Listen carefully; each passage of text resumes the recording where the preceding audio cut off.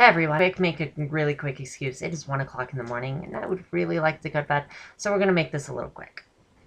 The topic for this week, it is actually talking about something everyone gets concerned about at some point in transition and at the very beginning. So it's something that we feel we need to add a little clarity to. And that is, when should you start HRT and when should you start your social transition?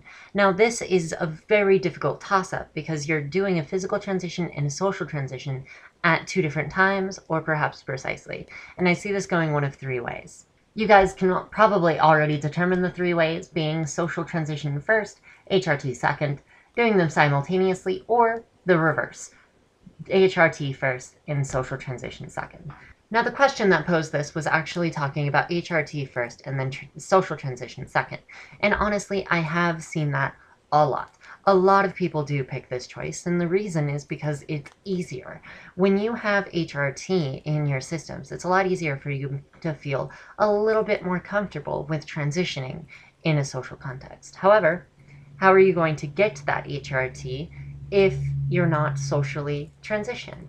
Because medical requirements, here in the US at least, say that you need to have been socially transitioned for a certain amount of time before they can give you a letter to get your hormones. Now, this leads to an obvious issue of DIY hormones, or rather, illegal hormones. And while this is completely okay and completely fine to many trans people, because honestly, doctors don't even really help very much, it still affects your body. And I am a huge advocate of being as healthy as possible, especially when you have hormones that could really wreck your entire life. If your liver goes down, what are you going to do?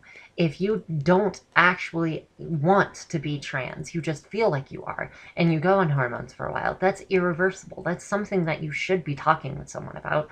And whether that be your friends, the rest of the community, yourself, online, or anything like that, you should have that connection. And I feel that talking to a doctor is equally as important. The other problem that hormones before transition presents is actually development before you're ready for the social transition. And it'll push that. It sets a date for your social transition.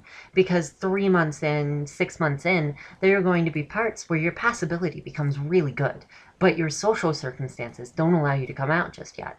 Let's say you haven't told your parents and you're living with them and they're kind of your only reliance, then you're going to have a problem if you suddenly can't pass as the gender everyone thinks you're supposed to be.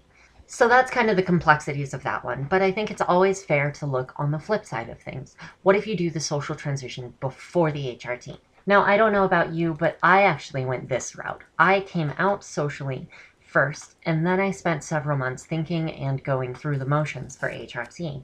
In fact, it was 9 months before I even got HRT after I came out. So I lived that life of insecurity, not feeling like I passed, not feeling like I was a girl, not feeling like what I was socially equaled what I was physically. And that's very tearing. That's very difficult. And especially when you're transitioning in a part-time circumstance, it can get really confusing as to who you are.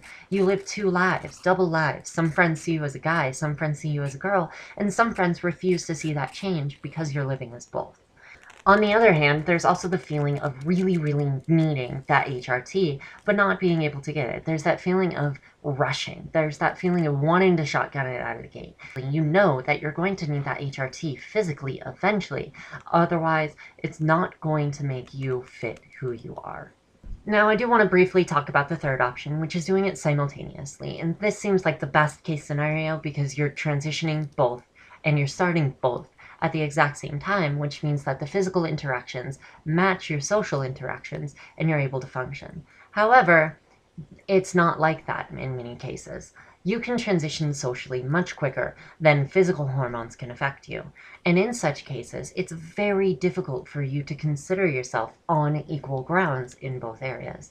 When you start HRT and 3 months in you suddenly have soft skin, what is that going to do for your social transition? Well, it's supposed to make it better, isn't it?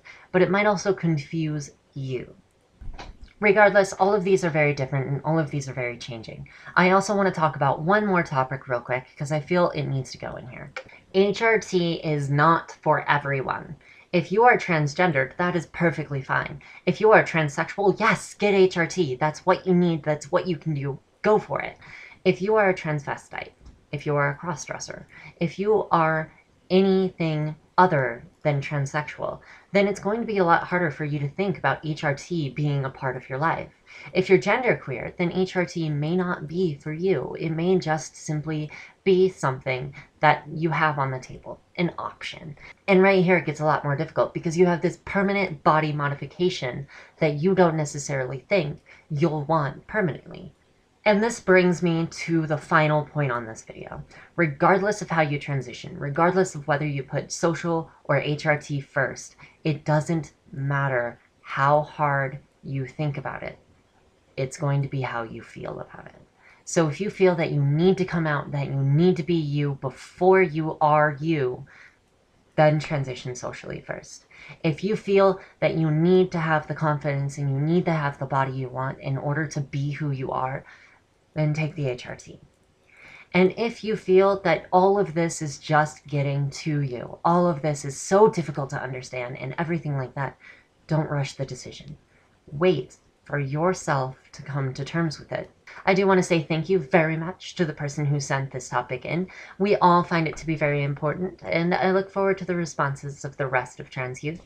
And once again, we do have a spot open for Trans Youth Channel. If you want to be a daily blogger, feel free to just send us everything that you have to transyouthchannel@gmail.com.